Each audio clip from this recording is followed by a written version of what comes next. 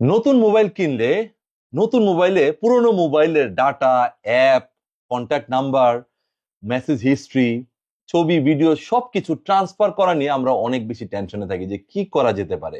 So আজকে আমি দেখিয়ে দিব কিভাবে আপনি চাইলে অ্যান্ড্রয়েড মোবাইলের, স্যামসাং মোবাইল থেকে স্পেশালি কিভাবে আপনি পুরনো মোবাইল থেকে ডাটা এবং যাবতীয় কন্ট্যাক্ট, ইভেন যেভাবে আপনার অ্যাপ ছিল, যেই সকল সেটিং আপনার এই পুরনো মোবাইলে ছিল তা কিভাবে আপনার নতুন মোবাইলে ট্রান্সফার করবেন সেই সিস্টেমটা। এই ভিডিওটি সকলের কাজে আসবে।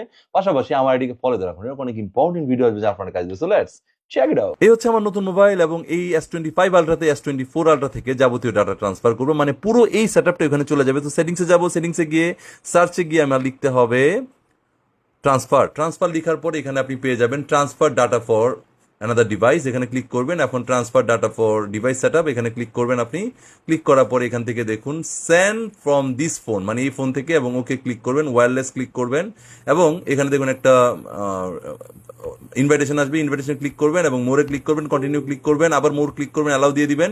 এখন দেখুন ওই মোবাইল থেকে যাবতীয় ডাটা এই মোবাইলে চলে আসবে এবং ওই মোবাইলের যাবতীয় সেটআপ ঠিক যেমন ছিল ঠিক এরকম ভাবে আপনার মোবাইলে সেটআপ হয়ে যাবে। Thank you.